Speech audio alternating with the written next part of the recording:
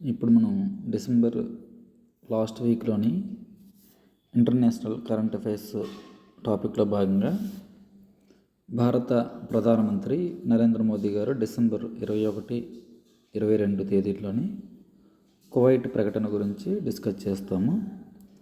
ఇందులో నరేంద్ర మోదీ గారి యొక్క విజిట్లోని అప్పటి వరకు ఉన్న బయలేటరల్ సంబంధాలని రిలేషన్స్ని స్ట్రాటజిక్ పార్ట్నర్షిప్గా దీన్ని మార్చడం జరిగింది. అంటే ఓన్లీ ట్రేడ్కి సంబంధించిన బయలాటరల్ రిలేషన్స్ మాత్రమే ఉండేవి.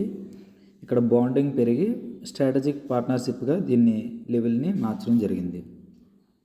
ఇంతేకాకుండా వాణిజ్యం, రక్షణ, శక్తి, సాంస్కృతిక ఎక్స్చేంజెస్లోని రకరకాల డెసిజన్స్ని ఈ విజిట్లో తీసుకోవడం జరిగింది. ముఖ్యంగా ఆల్రెడీ చెప్పుకున్నట్టుగా ఈ స్ట్రాటజిక్ పార్ట్నర్షిప్కి సంబంధించిన అధికారిక ఫార్ములైజేషన్ అనేది జరిగింది. ఈ సమావేశంలో భారత ప్రధానమంత్రి నరేంద్ర మోదీ గారు Kuwait Amir Sheikh Meshal Al Ahmad Al Jaber Al Sabah వీళ్ళిద్దరూ కూడా జాయింట్ వర్కింగ్ గ్రూప్ని ఈ వాణిజ్యం, టెక్నాలజీ, విద్య, రక్షణ మరి మొదలైన రంగాల్లోనే ఏర్పాటు చేయడం జరిగింది.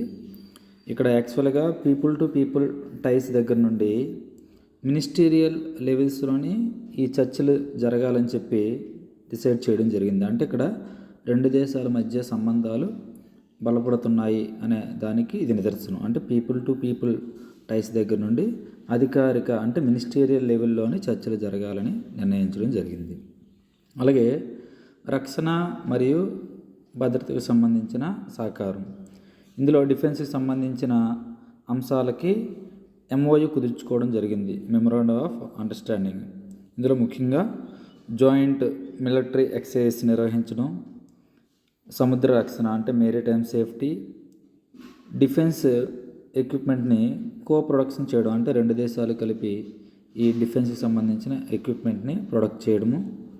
అలాగే రెండు దేశాలు కూడా ఈ సైబర్ సెక్యూరిటీకి సంబంధించిన అంశాలను కానీ ఉగ్రవాదాన్ని కానీ జాయింట్గా నిరసించడం జరిగింది. అలాగే వాణిజ్యం మరియు పెట్టుబడులకు సంబంధించి ఇండియాలోని ఈ ఇన్వెస్ట్మెంట్ ఫ్రెండ్లీ అట్మాస్ఫియర్ ఏదైతే ఉందో దాన్ని కువైట్ ప్రశంసించడం జరిగింది. అలాగే ఈ బయలాటరల్ ఇన్వెస్ట్మెంట్ ట్రీటీలో మౌలిక సదుపాయాలు, టెక్నాలజీ, ఫుడ్ సెక్యూరిటీ వంటి రంగాల్లో కూడా దీన్ని ఎక్స్పాండ్ చేయడానికి నిర్ణయించడం జరిగింది. అలాగే శక్తి రంగంలో ఈ బయ్యర్ సెల్లర్ రిలేషన్ దగ్గర నుండి స్ట్రాటజిక్ ఎనర్జీ టైప్గా దీన్ని మార్చడం జరిగింది. నెక్స్ట్ ఈ ఇండియాలో ఉన్న ఈ పెట్రోలియం రిజర్వ్స్ పైన స్ట్రాటజిక్ పెట్రోలియం రిజర్వ్స్ ప్రోగ్రామ్గా దీన్ని మార్చడం జరిగింది. రెన్యూబుల్ ఎనర్జీ, ఆయిల్, గ్యాస్ వంటి రంగాలలోని అవసరమైనప్పుడు సహకారం పెంపొందించేందుకు ఒప్పందం కుదుర్చుకోవడం జరిగింది. దీని తర్వాత ఇప్పటివరకు ఉన్న ఈ కల్చరల్ ఎక్స్చేంజ్ ప్రోగ్రాం ఏదైతే ఉన్నదో దాన్ని 2025 నుండి 2029కి పొడిగించడం జరిగింది. ఎగ్జిక్యూటివ్ ప్రోగ్రామ్ ఆన్ స్పోర్ట్స్లోని ఈ ప్రోగ్రామ్ని 2025 నుండి 2028 వరకు పొడిగించడం జరిగింది. నెక్స్ట్ డిజిటల్ లైబ్రరీలు, ఎడ్టెక్ ప్లాట్ఫామ్స్లోని రెండు కూడా కలిసి పనిచేయడానికి ఒప్పందం కుదుర్చుకోవడం జరిగింది. ఇక్కడ ఇంపార్టెంట్ ఏంటంటే ఈ కువైట్కి సంబంధించిన హైయెస్ట్ సివిలియన్ అవార్డు ఏదైతే ఉన్నదో దాన్ని భారత ప్రధానమంత్రి గారికి నరేంద్ర మోదీ గారికి అందించడం జరిగింది. ఈ అవార్డు పేరు order of Mubarak all Kabir. Order of Mubarak all Kabir అనే అవార్డుని ఈ భారత్ కువైట్ మధ్య సంబంధాలని బలోపేతం చేయడంలోని మోదీ గారి పాత్రకు గుర్తింపుగా ఈ అవార్డుని ఇవ్వడం జరిగింది. దీనికి ముందు ఈ అవార్డు స్వీకరించిన విదేశీయులు ఎవరంటే bill Clinton, prince Charles and George bush. వీళ్ళ ముగ్గురికి మాత్రమే ఈ ఆర్డర్ ఆఫ్